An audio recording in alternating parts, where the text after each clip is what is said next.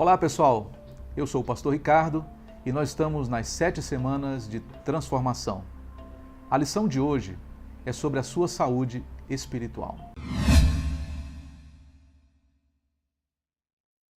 Nesse e nos próximos encontros que teremos, vamos abordar sobre os temas mais relevantes da vida humana: a sua saúde espiritual, física, emocional, mental, social, profissional e financeira.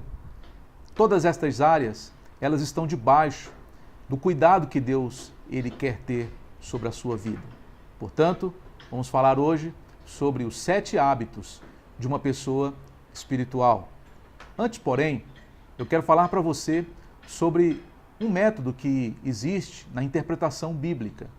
Nós sabemos que a Bíblia ela tem mais de 7.000 promessas. É maravilhoso saber isso, né? Mais de 7.000 promessas, todas elas à sua disposição.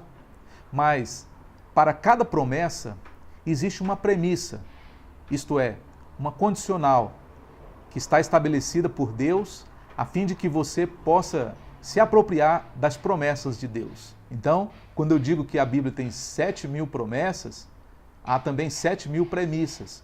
E para que você possa se apropriar de uma promessa de Deus, você precisa, primeiramente, obedecer à sua premissa. Por exemplo, a Bíblia diz: se confessarmos os nossos pecados, Ele é fiel e justo para nos perdoar os pecados.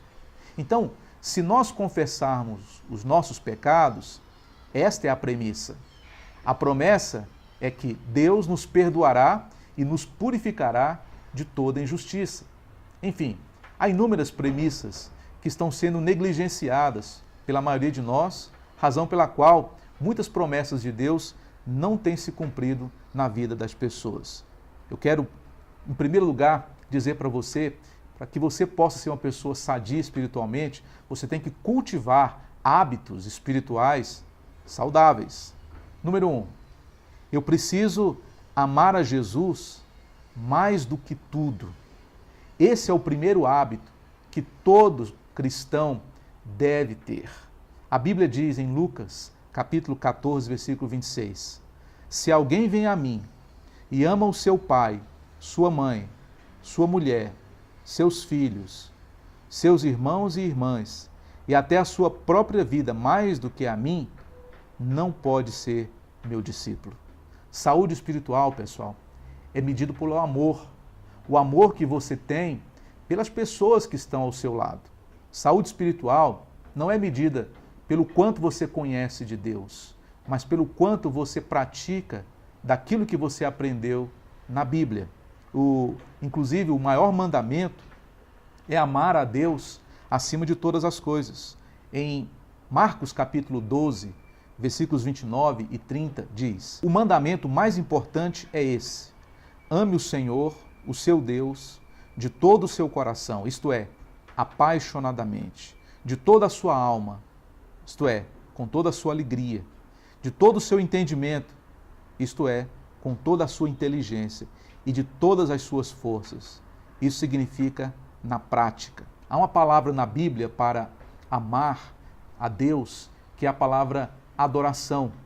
Portanto, quando você estabelece Deus como algo mais precioso na sua vida para você amar, então você está adorando a Deus. E tudo que você ama, mais do que tudo, se torna um objeto de adoração. Por isso é importante nós adorarmos somente a Deus. E deixa eu falar uma coisa também importante para você aqui. O seu amor por Deus, ele é importante, mas as pessoas, elas vão reconhecer que você realmente é um discípulo do Senhor, não pelo quanto você ama a Deus, mas pelo quanto você ama as pessoas que estão convivendo com você. Por isso, Deus disse: se você quer ser espiritualmente saudável, você precisa me adorar, ou seja, me amar mais do que tudo. Hábito número 2, eu preciso me encontrar com Ele diariamente. Pode ser 5 minutos, 10 minutos, não precisa ser 1 hora ou mais, desde que seja um hábito, desde que seja algo diário. Por exemplo, você dedica 5 minutos por dia da sua vida para conversar com Deus. Você vai dizer: Deus, e aí? O que o Senhor tem hoje para a minha vida? Quais são os seus planos para mim? O que eu preciso melhorar? Só isso. É isso que Deus quer, que você se encontre com Ele todos os dias. Em Provérbios capítulo 8, versículo 34, diz assim: como é feliz o homem que me ouve, vigiando diariamente a minha porta, esperando junto às portas da minha casa. Veja só, todas as pessoas bem-sucedidas que eu conheço, elas reservam um tempo diário com Deus. Hábito número 3. Eu preciso estudar e praticar a sua palavra. Podemos ver aqui mais uma vez a relação entre a premissa e a promessa. Veja esse próximo versículo. Salmos número 1, versículos de 1 a 3. Feliz é o homem que faz da lei do Senhor a fonte da sua alegria. A todo instante, de dia e de noite, ele pensa nessa lei. Ele é como árvore plantada à beira de águas correntes. Dá fruto no tempo certo e suas folhas não murcham. Tudo o que ele faz prospera. Então Deus, Ele quer prosperar tudo o que você faz, mas você precisa fazer de sua palavra a sua fonte de alegria a todo instante. Esse é um hábito que trará felicidade para a sua vida. O hábito de você não apenas estudar a palavra de Deus, mas de você viver essa palavra. Em João capítulo 15, versículo 14 diz: vocês serão meus amigos se fizerem o que eu lhes ordeno. No livro de Tiago, no Novo Testamento, também diz: mas o homem que observa atentamente a lei perfeita que traz a liberdade, está falando da Bíblia aqui, né? E persevera, isso quer dizer, torna isso um hábito na prática dessa lei, não esquecendo o que ouviu, mas praticando-o, será feliz naquilo que fizer. Então, é isso que Deus quer que façamos. O quarto hábito envolve não somente o seu tempo, mas também o seu dinheiro. A Bíblia inteira fala sobre dinheiro. E eu quero também ser uma pessoa sadia financeiramente. Então, anote aí, quarto lugar, eu preciso dizimar do meu salário. Assim como eu devo dar o melhor do meu tempo para Deus, eu também devo dar os meus primeiros 10% de volta para Deus. Por exemplo, se eu ganho R$100, eu preciso devolver os primeiros 10%, significa R$10. Esse é um sistema que Deus inventou para que Ele pudesse manter sobre nós o seu cuidado e a sua cobertura. Na verdade, Deus ele não quer o seu dinheiro. Deus ele quer o seu coração. A Bíblia fala: onde estiver o seu dinheiro, ali estará o seu coração. Então, se você estiver passando por alguma dificuldade, eu quero dizer uma coisa para você. Essa é a receita de Deus para você poder se libertar de qualquer opressão financeira. Veja, essa é uma das maiores promessas que há na Bíblia. Malaquias capítulo 3, versículo 10. Tragam todos os dízimos aos depósitos do templo para haver alimento suficiente em minha casa. E note que a Bíblia não diz para você doar para uma obra de caridade, para uma fundação, para uma ONG. Está escrito na minha casa. Se vocês fizerem isso, diz o Senhor, eu abrirei as janelas do céu e derramarei uma bênção tão grande que não terão onde guardá-la. Experimentem. Deem-me uma oportunidade de provar que isso é verdade. Então, em outras palavras, Deus está falando o seguinte: você me dá e eu te dou. Você me dá e eu te abençoo. E vamos fazer um jogo. Quem dá mais para quem? Você vai ver que Deus sempre ele vai te dar mais do que aquilo que você dá para ele. Sempre, sempre, sempre, Deus ele excede em nos abençoar. Então, em toda a Bíblia, há um princípio chamado não tentarás o Senhor teu Deus. Jesus falou isso quando foi tentado pelo diabo lá no deserto. Mas Deus abriu uma exceção em relação à área financeira. Nesse texto bíblico de Malaquias 3,10, você vê Deus dizendo, podem me colocar à prova, ou seja, Pode me testar. Nesta área, você pode testar se Deus realmente é fiel, se Ele é Deus e se Ele realmente cumpre a sua promessa na sua vida. O hábito número 5.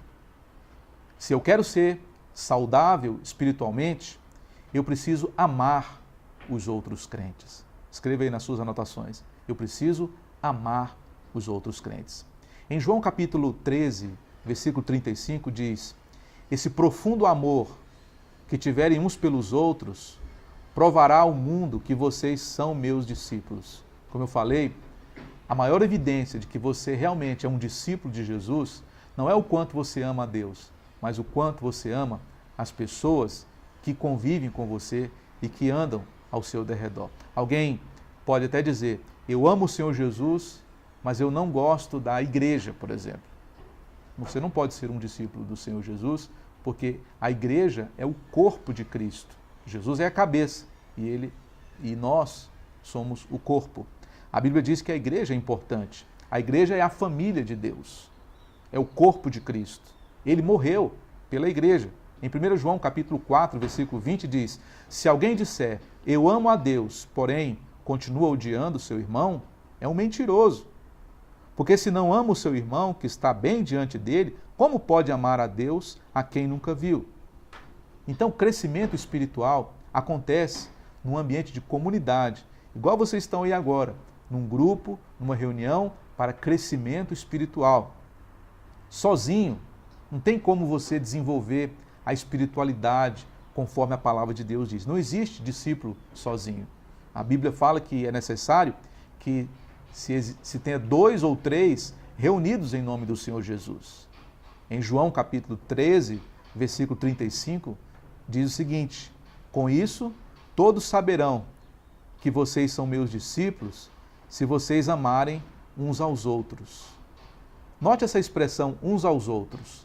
Sabia que essa expressão ela se repete 50 vezes só no Novo Testamento? Significa então que nós fomos realmente criados por Deus para vivermos em comunidade. Muito bem, hábito número 6. Se você quer ser uma pessoa espiritualmente saudável, você precisa, assim como eu, servir aos outros sem interesses. Eu preciso servir aos outros sem interesses. Marcos capítulo 10, versículo número 45. Porque até eu, o Messias, não estou aqui para ser servido, mas para socorrer os outros e para dar a minha vida a fim de salvar muitas vidas. Então, veja só, eu não posso ouvir a palavra que o pastor prega e simplesmente ficar com aquilo para mim. Eu preciso transmitir o que eu ouço a outras pessoas. Isso é servir aos outros. Quem apenas ouve boas pregações, mas não as pratica, se torna obeso espiritualmente. De alguma forma, a igreja, ela precisa dos seus dons e dos seus talentos, e você deve oferecer isso de maneira incondicional a Deus. Um religioso, quanto mais, ele apenas ouve a palavra, mas ele não coloca em prática. Você não foi chamado para ser um religioso, você foi chamado para ser um discípulo do Senhor Jesus. Em 7º e último lugar, se você quer ser uma pessoa espiritualmente saudável, você precisa, assim como eu, compartilhar as boas novas de Cristo. A palavra grega para evangelho significa boa notícia. Então, quando você fala uma boa notícia para alguém, você está pregando o evangelho para ela. Por isso, nós temos esse encargo dado por Deus de pregarmos o evangelho. Por exemplo, você precisa dizer às pessoas que há um propósito de Deus para a vida delas. Você precisa dizer para as pessoas que elas podem ser perdoadas por Deus. Você precisa também dizer às pessoas que há um lugar no céu esperando por elas. Inúmeras, milhares de pessoas estão querendo ouvir essa palavra de conforto, que é o Evangelho de Deus. O apóstolo Paulo, ele escreveu ao Timóteo, lá na sua 2ª epístola, capítulo 2, versículo 2, o seguinte: pois você deve ensinar aos outros estas coisas que você e muitos outros me ouviram falar. Ensine essas grandes verdades a homens de confiança, que por sua vez a transmitirão a outros. Então já se passaram 4 gerações, desde o apóstolo Paulo até nós. O apóstolo Paulo pregou para Timóteo, Timóteo pregou para homens idôneos e homens idôneos pregaram para aqueles que pregaram para nós. Então você está aí hoje, vivendo uma vida saudável, feliz, porque alguém um dia compartilhou as boas novas com você. Eu também devo dizer que você não pode deixar essa corrente quebrar. Pessoas que ainda não foram alcançadas estão esperando pessoas como nós para podermos levar até elas a palavra do Evangelho. Jesus nos deu uma ordem. Mateus capítulo 28, versículos 19 e 20. Está escrito: portanto, vão e façam discípulos de todas as nações, batizando-os em nome do Pai, do Filho e do Espírito Santo, e depois ensinem esses novos discípulos a obedecerem todas as ordens que eu lhes dei. E tenho certeza disto, eu estarei sempre com vocês até o fim do mundo. Um discípulo é também um fazedor de discípulos. Você precisa desenvolver esse hábito de compartilhar as boas novas de Cristo com as pessoas ao seu redor. Deixa eu fazer um desafio para você aqui. Coloque isso como uma meta na sua vida. Você falar do Evangelho para uma pessoa nos próximos dias. Quem sabe essa pessoa ela vai morar no céu por causa de você. Imagine lá um dia você chegar no céu, alguém bater nas suas costas e dizer assim: olha, fulano, eu queria te agradecer porque eu estou aqui por sua causa. Seria maravilhoso, não é? Então isso pode ser uma realidade na sua vida. Então, estes 7 hábitos, eles são fundamentais para que você possa se tornar uma pessoa sadia espiritualmente. Para você ser transformado, você precisa ser uma pessoa forte. E você não pode ser um bebê espiritual a vida inteira. Você precisa aprender a fazer escolhas, desenvolver alguns hábitos e crescer espiritualmente. Esse crescimento espiritual não é automático. Ele tem que ser algo intencional. Deixe-me repetir para você estes 7 hábitos que eu falei hoje. Eu preciso amar a Jesus mais do que tudo. Eu preciso ter um encontro com Deus diariamente. Eu preciso estudar e praticar as Escrituras. Eu preciso dizimar do meu salário. Eu preciso amar os outros ao meu redor. Eu preciso servir aos outros sem interesse e compartilhar as boas novas de Cristo com as pessoas próximas de mim. Vamos orar? Eu quero orar por vocês e quero também convidar vocês para orarem nesse momento pela nossa saúde espiritual. Depois que encerrar, vocês podem compartilhar o assunto que foi hoje a nossa videoaula. Vamos falar com Deus. Querido Deus e Pai, obrigado pelo Senhor ter nos criado, nos amado, mesmo quando nós ignorávamos o Senhor e andávamos nos nossos próprios caminhos. Eu preciso de Ti em minha vida e eu lamento os pecados que cometi até hoje. Eu peço que o Senhor me perdoe. Obrigado por ter morrido na cruz por mim, Jesus. Por favor, ajude a mim e a todos deste grupo a podermos cuidar melhor da nossa saúde espiritual. Nós queremos segui-lo como cristãos genuínos. Entra na nossa vida, faz-nos pessoas transformadas. Nós aceitamos essa palavra para a nossa vida, em nome de Jesus. Então, até o nosso próximo encontro. Fiquem todos com Deus.